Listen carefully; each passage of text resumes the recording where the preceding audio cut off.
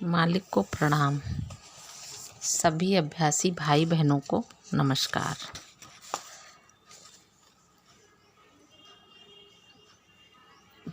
प्रेम का विषय जो आजकल चल रहा है वही मैं आपको सुनाने जा रही हूँ।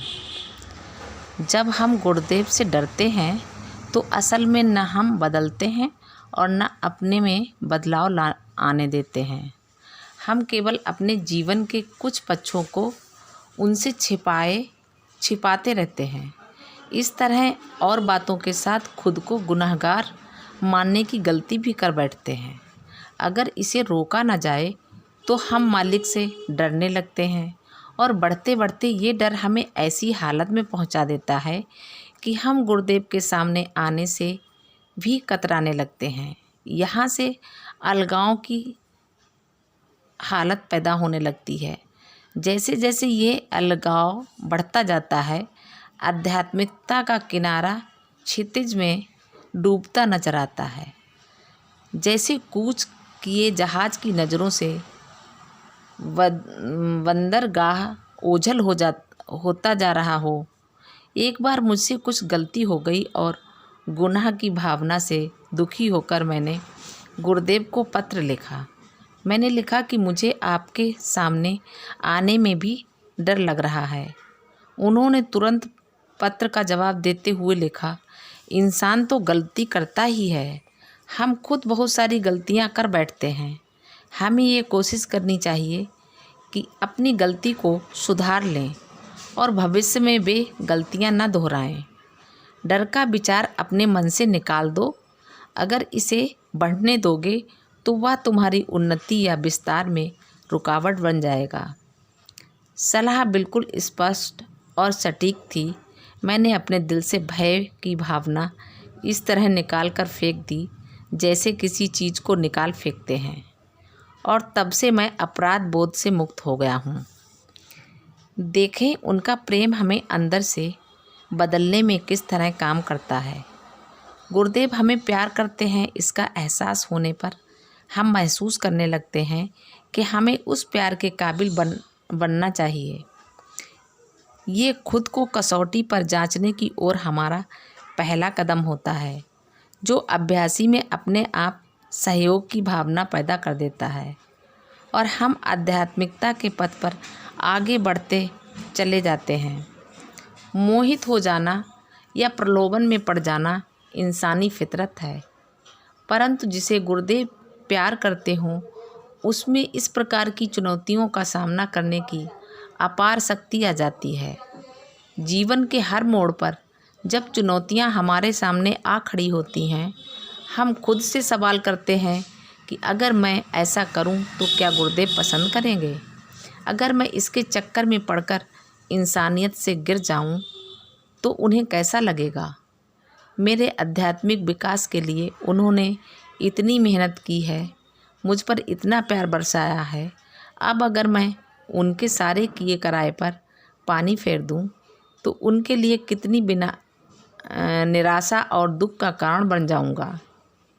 हमारे अंदर ऐसे सवालों के उठते ही सारा मामला बिल्कुल स्पष्ट हो जाता है और इन सवालों के पूछे जाने के दौरान ही प्रलोभन गायब हो जाता है। जब हमारी समझ में ये बात आती है कि अग्नि परीक्षा की चुनौती मृग जल की तरह एकदम से गायब हो गई है, तब किसी कृपा से आने वाली विपदा टल गई, उसके प्रति हमारा दिल कृतज्ञता से भर जाता है और यह कृतज्ञता का भाव दिल में उनके प्रेम को और भी बढ़ा देता है। ये सब इसी तरह जारी रहता है। अब कोई भी प्रलोभन हमारे लिए खतरा या चुनौती न होकर वे गुरुदेव के प्रति हमारे प्रेम को बढ़ाने का साधन बन जाते हैं और ये प्रेम हमारे अस्तित्व, हमारी आत्मा का एक हिस्सा बनने लगता है। इस प्रकार प्रेम से जो हासिल किया जा सकता है वह भय से न तो हासिल हो सकता है और न कभी हो सकेगा। प्रेम केवल हमारा हौसला, हमारी ताकत ही नहीं बढ़ाता, वह तो हमें ईश्वरीय प्यार से परिपूर्ण पात्र का रूप दे देता है। मालिक का प्रेम उसमें उनका अनुसरण करके उनके जैसा बनने की इच्छा जगा देता है। उनकी नकल करके उनकी तरह बनने की हमारी ये इच्छा आध्यात्मिक पथ पर अपने आप में एक लंबी छलांग है, क्योंकि कदाचित पहली बार ये हमारे सामने एक बिल्कुल साफ और स्पष्ट आदर्श पेश करती है जिसे हमें पाना है। अब तक